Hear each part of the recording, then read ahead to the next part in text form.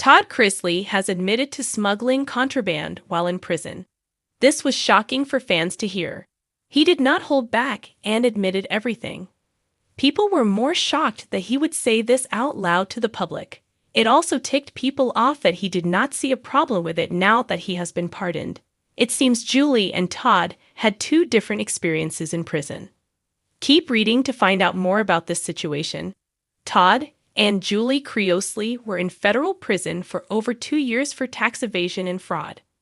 However, it seems the two had very different experiences when it comes to how they were treated. When talking about it, they admit that Julie had a harder time.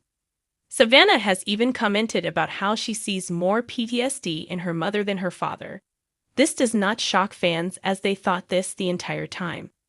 Some are saying that Todd had a vacation while Julie was stuck in prison. She has seemed more reserved since her return home as well. It took longer for her to be seen in public than it did for Todd. Todd Chrisley has admitted to smuggling in contraband in a recent interview. Julie asked what he had to eat, and he let her know that he got fast food like Chick-fil-A, Burger King, and more. Outside food is not allowed in prison, so fans immediately knew that he admitted to getting contraband. Below is a 1,500-word creative essay. Approximate. On the theme, Todd Chrisley admits to smuggling contraband in prison. Written without direct speech quotes, and based on available public reporting and forum commentary. The factual claims are attributed with citations where possible. In the shadow of prison walls, Todd Chrisley's world seemed to shrink, but rumors stretched far beyond those confines. The phrase, smuggling contraband, became a whispered motif among his supporters and critics alike. A cryptic admission that hinted at rebellion, desperation, or survival.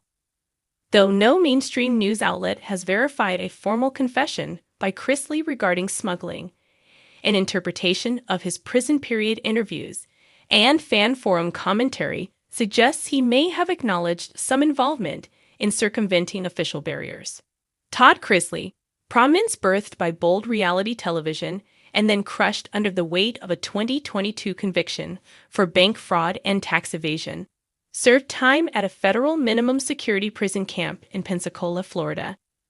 During that stint, he described prison conditions as unsanitary, food as expired, and reported inmates requesting protection payments sent to his family, indicating an environment where bending rules could seem necessary. People.com, The Telegraph.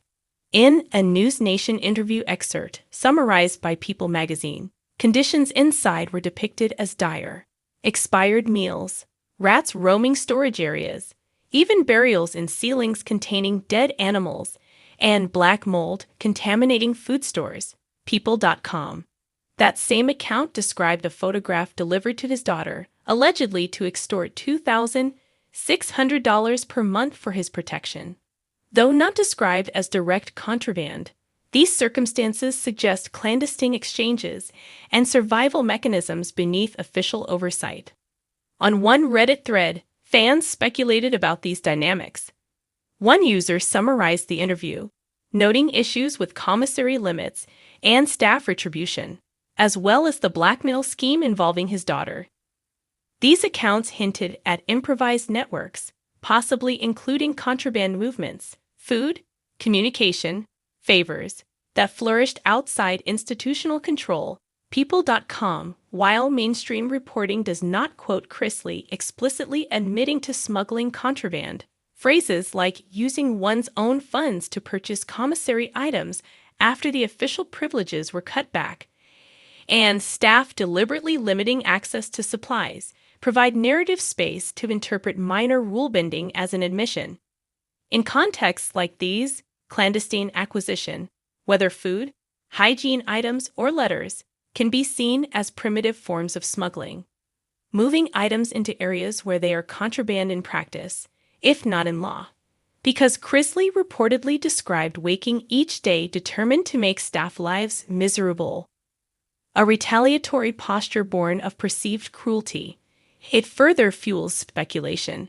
If one is in conflict with authority, the lines between protest and survival can blur. Pages6.com. That mindset aligns with a deeper form of confession, not admitting guilt in court, but conceding moral flexibility inside. His post-release remarks underscore a sense of mission beyond vindication. Chrisley spoke about being changed by meeting fellow inmates, especially younger Black men who lacked access to programs or equal treatment, and vowed to advocate for them now he's free.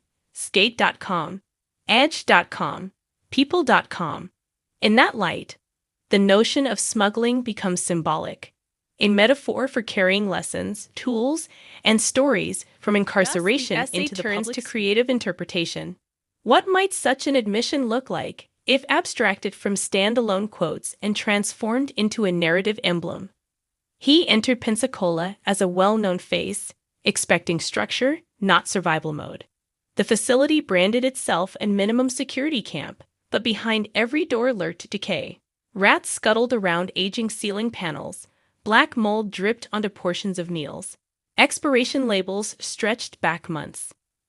The rationed caloric intake, around 1,000 per day, not only invited hunger, it demanded alternatives. People.com, privileged as he may have been among inmates, especially relative to others deprived of extra food or programming, spacing contraband, or arranging small exchanges, became a silent currency.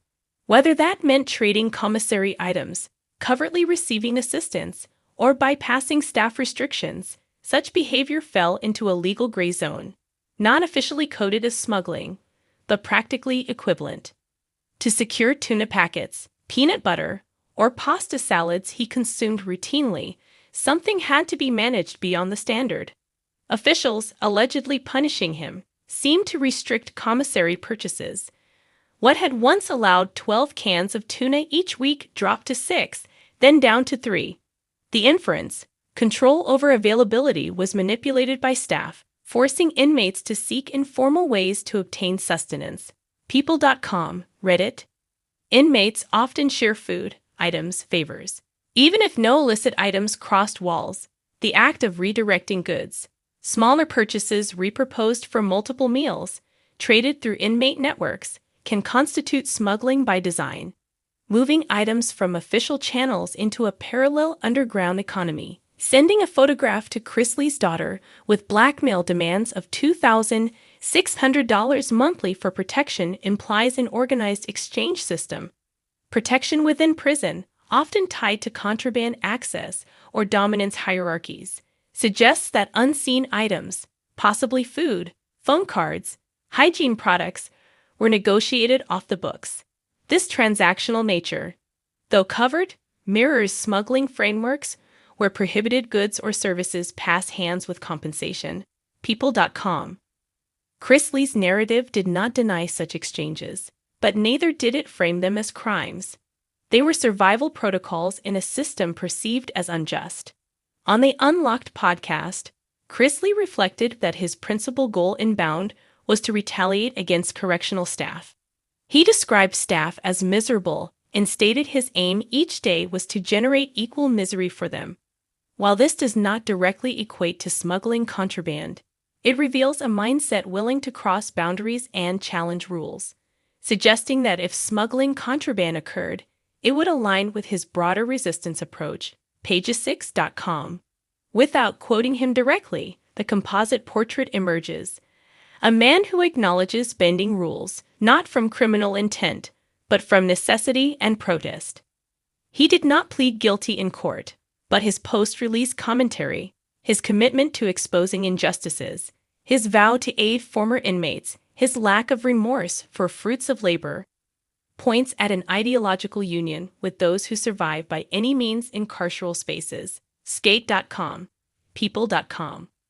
Within this conceptual framework, the admission of smuggling is less a courtroom confession and more a moral acknowledgement. A recognition that when prisons restrict basic provisions, individuals find ways around official systems. To call these methods smuggling is to label improvised means as illicit, a charged word, but not necessarily a severe transgression in the mind of someone wanting to survive. Since being pardoned by President Trump in May 2025 after roughly 28 months served, Chrisley has publicly described transformed priorities, elevated faith, commitment to prison reform, and new reality TV plans woven with stories of resilience signal that whatever occurred behind bars, smuggling or otherwise, shaped a new purpose. He has indicated plans to document his life after prison and to advocate for those left behind, particularly young Black men denied access to programming he himself received. A reflection, perhaps, of the privileges he reluctantly manipulated while inside. Atch.com, People.com. If smuggling contraband, in this context, is to be understood conceptually, acts taken to retain dignity and sustain survival in a flawed system, then Chrisley's admission belongs to a lineage of those who